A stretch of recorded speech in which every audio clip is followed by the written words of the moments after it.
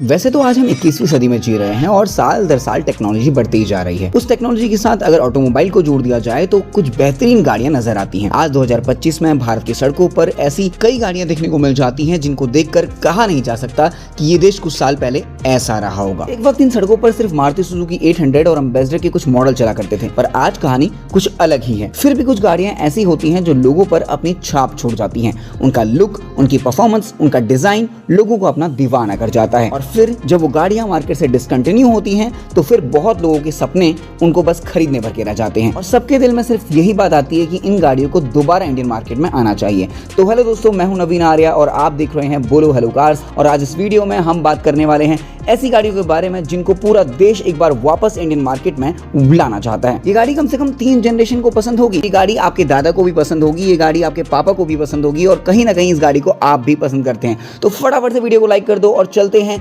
जल्दी से इस वीडियो की तरफ। नए हो चैनल को सब्सक्राइब कर दो। Let's go to the video. Number 5 पर हमारे पास आती है टाटा सूमो। टाटा ने टाटा सूमो को 1994 में 10 सीटर और रियर व्हील ड्राइव के रूप में टाटा सूमो स्पेशियो के नाम से लॉन्च किया था। ये अपने टाइम की डैड एसयूवी थी क्योंकि ये 4x4 पावर के साथ आई थी। और फिर 2004 में टाटा सूमो विक्टा को लॉन्च किया गया और फिर 2008 में टाटा सूमो ग्रैंड को लॉन्च किया गया। इसमें 2.2 डेकोर रेल डीजल इंजन लगा हुआ था जो लगभग 10 लोगों को और 5 लोगों को लटका के अपने साथ ले जा सकता था और इसलिए इस गाड़ी को अक्सर बॉलीवुड पिक्चर में गुंडे इस्तेमाल किया करते थे। उसके बाद टाटा ने 2012 में टाटा सूमो के latest version Tata Sumo gold को लॉन्च किया और फिर फाइनली 2019 में इस गाड़ी को 25 साल बाद इसकी सिल्वर जुबली पर इसको डिसकंटिन्यू कर दिया गया। कमेंट करके बताइए कि आपको ये गाड़ी कितनी पसंद थी और क्या आप चाहते हैं कि ये गाड़ी इंडियन मार्केट में वापस आए। टाटा सूमो के लिए इस वीडियो में 1 लाइक तो बनता है। नंबर 4 पर आती है मारुति सुजुकी की जिप्सी। इस गाड़ी को अक्सर आपने या तो डिस्कवरी चैनल पर देखा होगा जहां पर ये गाड़ी जंगलों में घूमते हुए नजर आती है, या फिर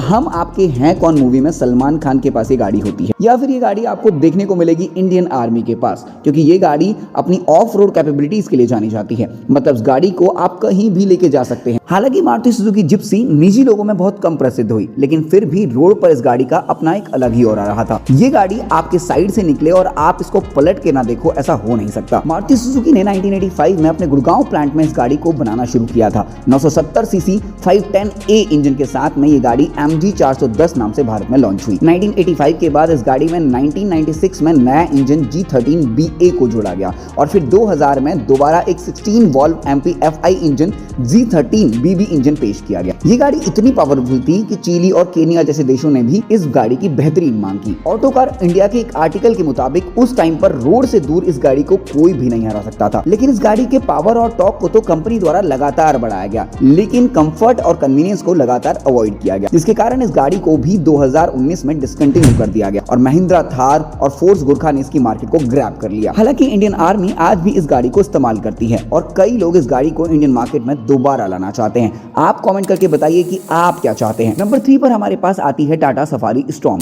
इस गाड़ी को देखकर आप में से बहुत सारे लोग खुश हो गए होंगे क्योंकि गाड़ी लोगों के बीच इतनी पॉपुलर थी कि टाटा सफारी का मतलब था पावर, रेसी और ऑरा। और इसकी वजह थी कि टाटा सफारी स्टॉर्म को या तो पॉलिटिशियन अपनी पर्सनल कार की तरह यूज किया करते थे या फिर पावरफुल गुंडे, और बाद में बॉलीवुड मूवीज में इसको एक पावरफुल पुलिस कार की तरह भी यूज किया गया। पहले सनी देओल ने इस गाड़ी को पॉपुलर बनाया और फिर कुछ पिक्चरों में अजय देवगन ने। इस गाड़ी का लुक और डिजाइन इतना अट्रैक्टिव था कि आज के टाइम पर फॉर्च्यूनर की रोड प्रेजेंस इसकी बराबरी नहीं कर सकती और इसके डिजाइन और लुक को अगर मार्केट में किसी ने कंपीट किया तो वो थी महिंद्रा की आने वाली स्कॉर्पियो। टाटा ने पहली बार 1998 में अपने पुणे के प्लांट में इस गाड़ी को बनाना शुरू किया और टाटा सफारी नाम से मार्केट में इसे लॉन्च किया। फिर 2005 में टाटा ने इस गाड़ी के फेसलिफ्ट वर्जन को टाटा सफारी डेकोर नाम से मार्केट में लॉन्च किया।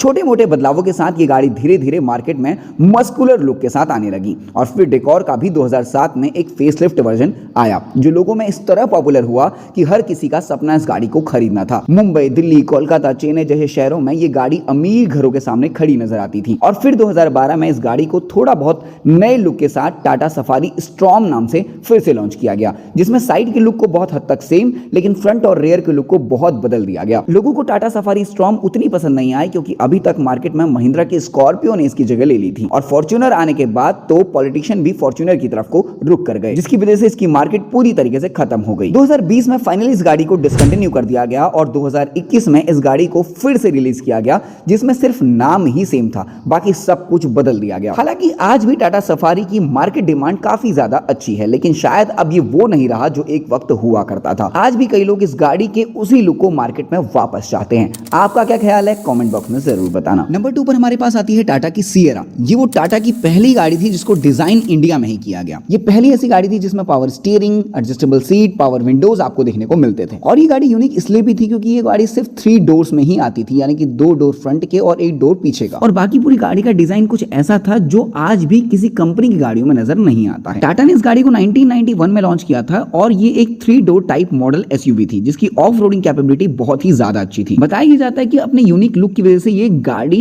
लोगों में ज्यादा पॉपुलर नहीं हो पाई, क्योंकि लोग किसी नए डिजाइन को एक्सेप्ट करने में या अडॉप्ट करने में थोड़ा वक्त लेते हैं। टाटा सिएरा का पहला मॉडल 1991 में 2.0 लीटर डीएल डीजल इंजन के साथ में लॉन्च हुआ। लोगों के बीच इस गाड़ी की डिमांड तो हुई, लेकिन ज्यादा पावर के साथ, इसलिए 1997 में टाटा सिएरा का सेकंड जनरेशन लॉन्च किया गया जिसका नाम टाटा टेलीस्कोप रखा गया, और इसमें 2.0 लीटर का टर्बोचार्ज डीजल इंजन डाला गया। इस गाड़ी की डिमांड इंडिया में तो डिसेंट रही, लेकिन ग्लोबली इस गाड़ी की डिमांड बहुत ज्यादा बढ़ गई। सेकंड जनरेशन की डिमांड इस लेवल तक बढ़ी कि यूरोप में से स्पेन, इटली से अच्छे खासे ऑर्डर इस गाड़ी के लिए आने लगे। पर फाइनली टाटा की इंटरनल प्रॉब्लम की वजह से 2004 में इस गाड़ी को डिसकंटिन्यू कर दिया गया, और फाइनली 2025 में टाटा सिएरा का third generation model Indian market में लॉन्च होने को तैयार है। बस फर्क इतना है कि आने वाली गाड़ी का 5 डोर होने वाली है। इस गाड़ी को न सिर्फ पेट्रोल इंजन बल्कि डीजल इंजन और साथ ही इलेक्ट्रॉनिक व्हीकल के तौर पर भी लॉन्च किया जाने वाला है, और ये टाटा की फ्लैगशिप एसयूवी होने वाली है, जिसकी वजह से इसकी मार्केट डिमांड इसके कंपटीटर गाड़ियों से ज्यादा होने की उम्मीद है। अगर आपको इसका एक पर्टिकुलर वीडियो चाहिए तो ऊपर आई बटन पे इसका एक वीडियो आ रहा होगा जिसमें आप आने वाली 2025 टाटा सिएरा के बारे में सारी इंफॉर्मेशन